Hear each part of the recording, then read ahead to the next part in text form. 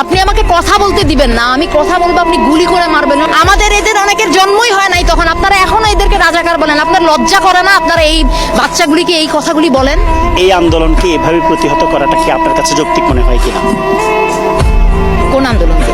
শিক্ষার্থীদের দাবি যেটা দমন পীড়ন, এটা তো আপনি কালকে যে সাইদ, যে ছেলেটা ছিল, যে ছবিটা, রংপুরের ছেলেটা, ও নিরস্ত্র একটা ছেলে। আপনি স্টুডেন্টদের উপরে গুলি চালাতে পারেন?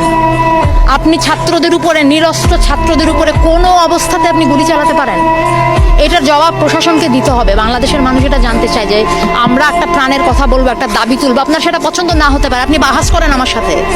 আপনি আমাকে কথা বলতে দিবেন না, আমি কথা বলবো, আপনি গুলি করে মারবেন। ও একটা মায়ের বাচ্চা, ও একটা বোনের ভাই, আপনি ওকে মেরে ফেলছেন। এটা একটা কথা হলো? এটা কিছু হলো? এইটাকে আপনি বলবেন?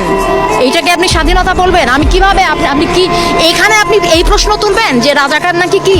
এগুলি হচ্ছে আপনারা বহুদিন ধরে এই কার্ড খেলে যাচ্ছেন, মুক্তিযুদ্ধ আর কি। আমাদের এদের অনেকের জন্মই হয় নাই, তখন আপনারা এখনো এদেরকে রাজাকার বলেন। আপনার লজ্জা করে না? আপনারা এই বাচ্চাগুলিকে এই কথাগুলি বলেন।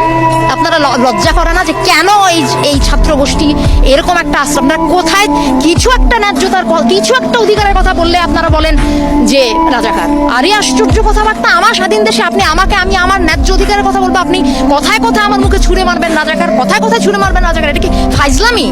এটা বাংলাদেশ, এটা অনেক মানুষ, সাধারণ মানুষ এখানে যুদ্ধ করে স্বাধীন হয়েছে। আপনি সেটা, আপনারা সেই ক্ষেত্রে মুক্তিযুদ্ধ বিরোধী কাজ করেন। যারা কথায় কথায় রাজাকার শব্দটা ব্যবহার করে, আপনারা নিজেরা আজকে বাংলাদেশের স্বাধীনতার পরিপন্থী মানুষ।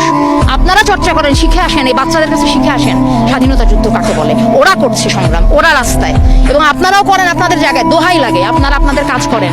শিক্ষার্থীদের সাথে আমি সম্পূর্ণ একাত্ম। শিক্ষার্থী শুধু না, বাংলাদেশের মানুষের কথা শুনতে হবে আপনাকে। এখানে অনেক ঘটনা ঘটে যাচ্ছে। এটা এইখানে আপনি সেই মুক্তিযুদ্ধ আর রাজাকার নিয়ে পড়ে আছেন। এটা এখানে মানুষের প্রাণের কথা শুনেন। রিক্সাওয়ালারা কয়েকদিন আগে 400 টাকা হলো মরিচের কেজি, সেটা নিয়ে শুনেন। কুড়িগ্রামে বন্যা হচ্ছে, সেটা শুনেন।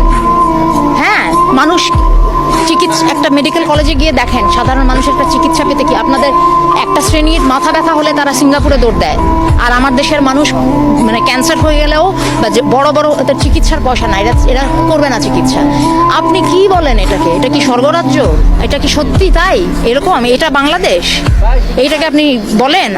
সাধারণ মানুষের অর্থনৈতিক স্বাধীনতা, কথা বলার স্বাধীনতা, কোনো কিছু যদি না থাকে আপনি সেটাকে বলবেন? আমাদের অনেক যুদ্ধ বাকি, সেটা আমাদের করতে হবে। সবচেয়ে বড় কথা হচ্ছে সক্ষমতা। আপনি কি একটা সাধারণ মানুষ হিসেবে অনুভব করেন যে আপনি স্বাধীন, আপনি একটা সুন্দর জীবনযাপন করতে পারেন এখানে? স্বাধীনতার বোধ? নাকি আপনি প্রত্যেকটা কথা কেটে কেটে বলেন, ভয়ে ভয়ে বলেন? প্রত্যেকটা কথার মধ্যে 100 বার চিন্তা করেন যে এটা বলা যাবে, এটা বলা যাবে না, আপনি তাহলে স্বাধীন না? কেন এটা করতে হবে আমাকে? এইটার জন্য লাখো শহীদ জান দিল, এইটার জন্য এইটাকে আপনি স্বাধীনতা বলেন? আর এইটা যেটা মুক্তিযুদ্ধের পক্ষশক্তি যারা বলে নিজেদেরকে, তারা এখন ক্ষমতায়, তারা ক্ষমতায় থাকা অবস্থায় যদি আমাদের স্বাধীনতার বোধের এই অবস্থা হয়, তাহলে কাকে বিশ্বাস করবেন আপনি? কাজে স্বাধীনতার এখন অনেক বাকি, অনেক স্তরের স্বাধীনতা বাকি। হ্যাঁ, পতাকার স্বাধীনতা এসছে।